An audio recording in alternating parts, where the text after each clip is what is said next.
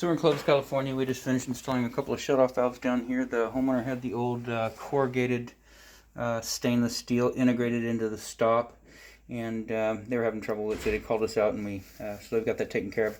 These are Brasscraft quarter turn shutoff valves, so quarter turn on, quarter turn off, and half-inch copper or 5/8 compression by 3/8 OD. And so we got those installed, and then the homeowner was also had a faucet they were going to install themselves, and they decided they'd like for us to install it. So we got that hooked up as well. So cover plates on. It came with a soap dispenser. Unfortunately, you don't have a hole for the soap dispenser, so that's the air gap, so that'll stay there.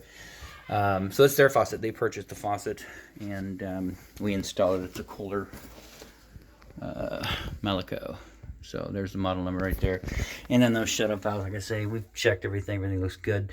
For some reason, the hot and the cold water lines are crossed. So cold is over on the left and hot is over on the right, which is backwards. Doesn't have to. I mean, as long as you hook them up to the right spot, you're in good shape. So no big deal there. But we did confirm that's the hot side. Ran a bunch of water through a supply line into a bucket. So that's hot. Got a T going back over to the dishwasher. That's a braided stainless steel supply line. That is original to the dishwasher. That's not ours. The supply lines are integrated into the faucet, hot and cold, so those aren't ours either. So that's our 3/8 T. That's our hot shutoff valve. That's our cold shutoff valve. We've checked everything. We'd like for you, if you could, to monitor that as much as possible. We tighten them down, then it runs for a while, and hopefully everything stays stays together and stays put, no leaking. But if you could monitor that, just make sure that you don't get any weeping out of that brand new. So it's brand new. We took it and cut the copper back, give you a new nut and a new ferrule and the new valve.